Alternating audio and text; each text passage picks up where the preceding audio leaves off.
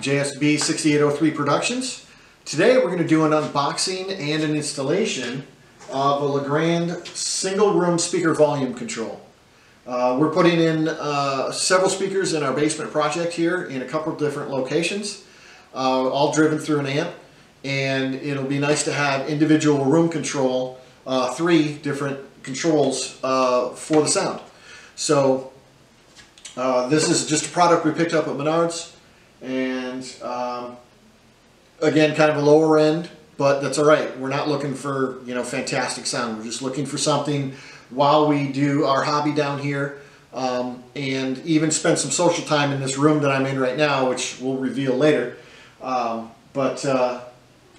we're going to do an unboxing, install, and then hopefully our amplifier's here, and we'll be able to give you a little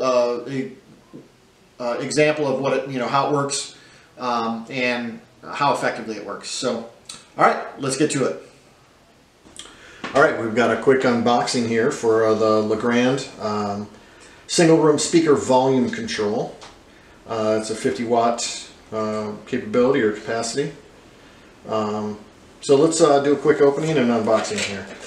I did cheat and cut this plastic so it wouldn't impair me as we went forward. So right on the top here, looks like we've got some instructions.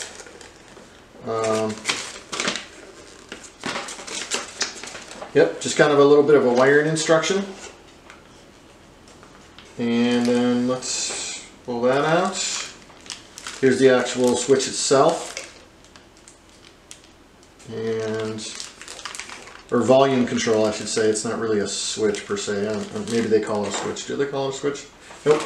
Volume control. So, alright, pretty straightforward there.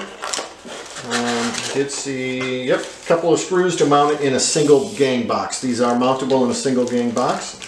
And so you've got some screws that come with it. But that's really all there is to it, folks. Simple instruction, couple screws, and the actual control itself for a single gang. So again, that was a quick unboxing of the single room speaker volume control by Legrand. We will do an install in this. We're putting about 3 of them in our basement area, so we'll whether it's part of this video or a follow-on, not 100% sure yet. So, all right, thanks for watching. All right, so we're going to do the install on the single room speaker control knob thingy doohickey. All right, you saw the unboxing. You know it comes with it. Just again, when you're unwrapping out of that plastic, be careful. It's easy to bend these over by just pulling the plastic off. Pretty straightforward. You have your inputs, which basically are from your amplifier. So you've got positive right, or negative right, positive left, negative left, and then on the bottom side you've got your outputs, which are going to go directly to your speakers that you have in wall or in ceiling. So again, same thing, positive right, and then positive left, negative left. Pretty straightforward. I labeled everything as I pulled it through, but let me just show you real quick what I do. Just got to get my wire stripper. One second. Okay, got the wire stripper, we're back. Just got to strip the ends a little bit. You don't have to do it very far.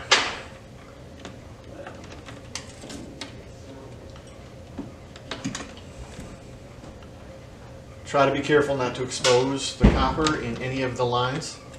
Otherwise, if you do by accident, just cut it back and re-strip. So far so good. You see I'm actually cutting this on one of the brackets, that way I'm not scarring up the drywall. By the way, these are low voltage, old work boxes. There's no back to them. They just help you mount things like what we're mounting here. This is too deep to fit in a box, but it will fit. You can see right through there. So speakers, items like that, low voltage DC, real easy and totally doable with these. So I got 2 of them in here. I've got a little bit of a drywall patch I got to do there. This is 16 gauge, so we'll pop it in the 16 here. Do a quick strip on all these. You don't want to strip much. I'm stripping about 1/4 of an inch. I think I did a little bit long on these first two. It'll probably be all right, but about 1/4 inch is all you really need for this type of wiring.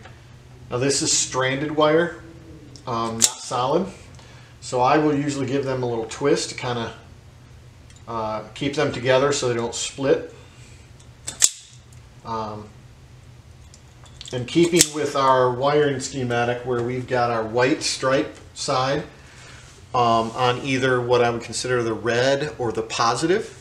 So that's the way I'm going to continue doing that. So this is what I'm saying. I just give a twist to the speaker wire and it stays together.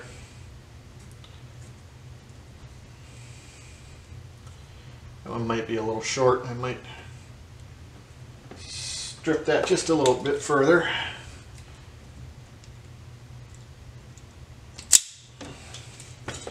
I'll retwist it.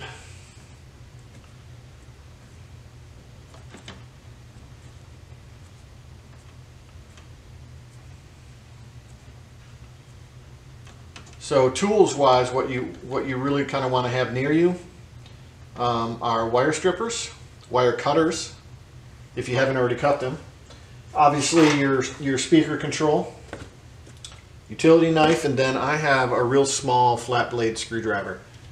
The reason is you've got these little terminals down here, so you got to get a little flat blade that'll fit in there. I also will back these out just a little bit further than they already are. They already are, I think, backed out, but I'm just going to back them out a little bit further, just so I don't have any problems.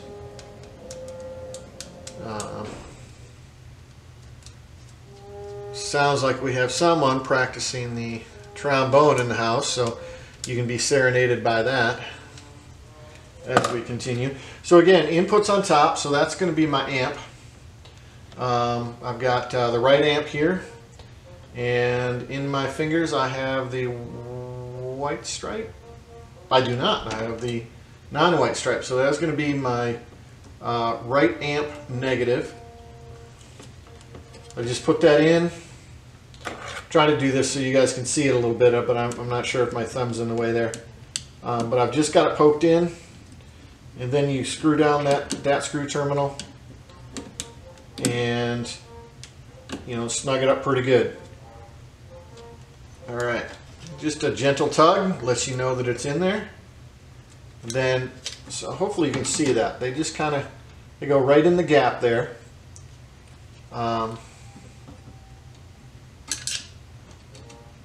And then you just screw the terminal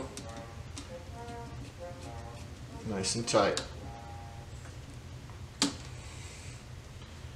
And we'll find the other amp here. It's going to be the left amp.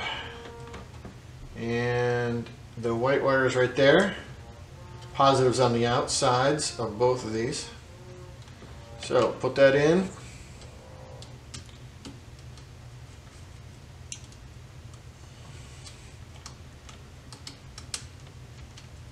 Yeah. Screw that down.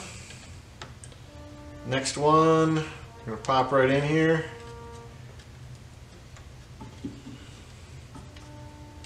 And get this one.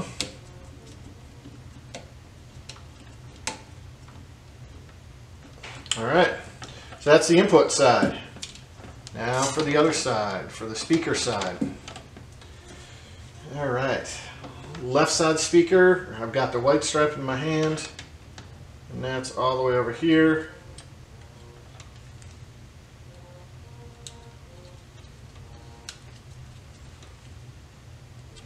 Right there.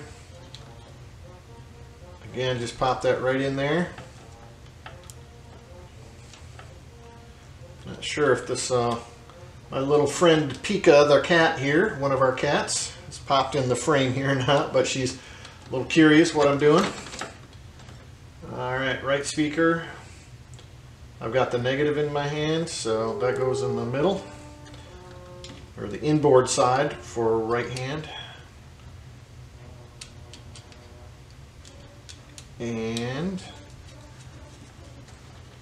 all right, there we go. There we go.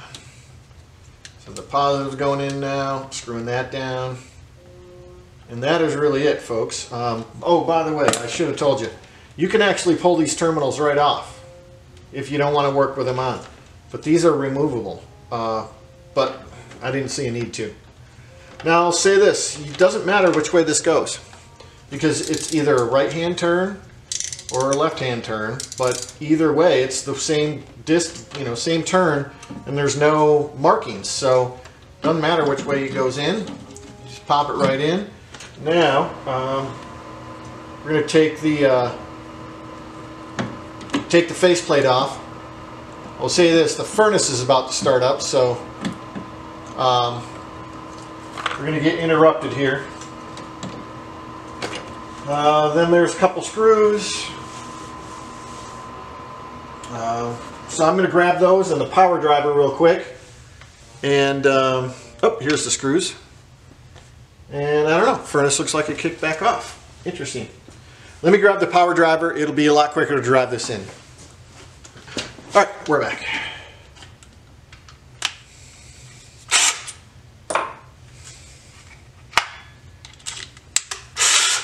Wrong bit in there. All right. Right bit now.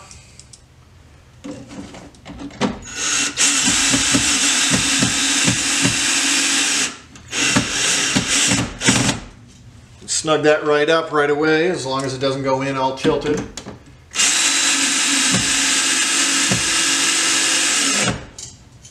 And as you get close, just back off and slow down a little bit.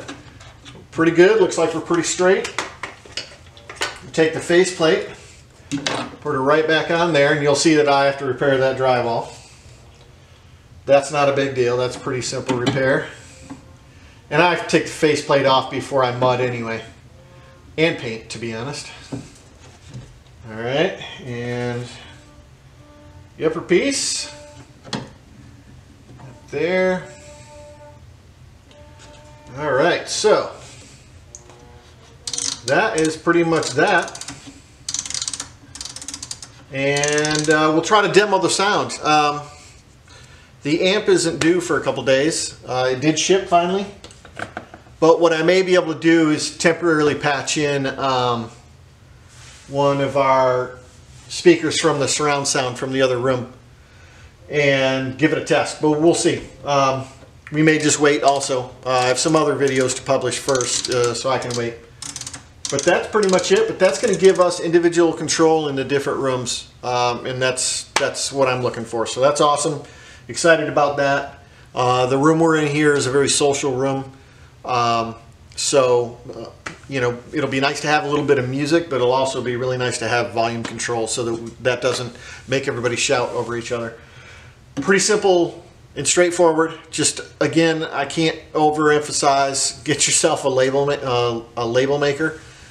That would have been a pain in the butt to be able to figure out which wire's which without those being labeled. After I ran each wire, I labeled them, and it was super easy. So, all right, thanks. And all right, so we're just going to finish up a quick discussion on the individual room volume control. Right now, and I'll just turn it up real quick.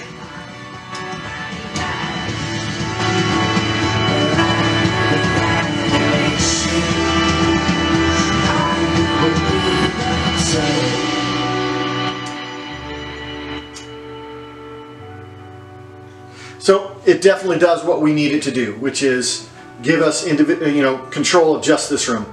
It allows each room to listen to their own levels and based on who's in there, what else they need to hear, what else is going on. You know all the stuff. I think once we get some carpeting in here, it'll even be better. The sound to me is very good through these speakers. My only complaint, and it's not really a complaint, I guess maybe I wish I would have known, but it is steps, it's clicks in here. So it's like volume setting 1, volume setting 2, volume setting 3. It's not analog between.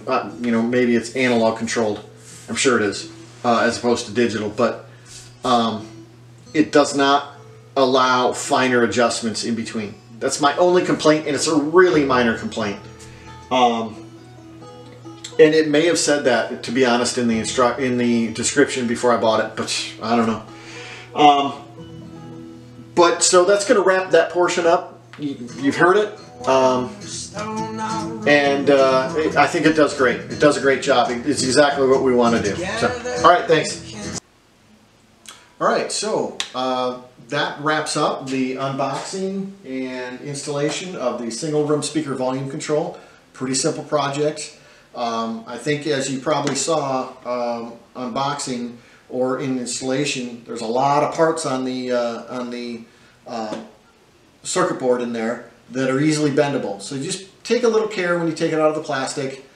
Take a little care when you're manhandling it, and you'll be fine. But you know, as far as which wires go where, and it's pretty straightforward and easy to do. So easy project. Again, the hard part is going to be getting the wire in where you need it in your wall. It's very easy to put in a old work electrical box where there isn't one already. So, you know, I think I've done that on a video before, but an old work basically has these tabs that flip up after you install, and it pinches the drywall or whatever wall substrate you have. Very simple. This is a round one, not the square or rectangular that this goes in, but point being, it's easy to install where there isn't typically a box or anything there at this point, provided you can get a speaker wire in there. So highly recommend. Gives you great control of the individual rooms from one sound source, and you know, it allows one group of people to listen to it, another group of people to be, you know, control their own volume. So all right, so if you liked what you saw here, please hit like. If you like what's on our channel, we'd love to have you as a subscriber. And feel free to share it on social media. All right, thanks. We'll see you later.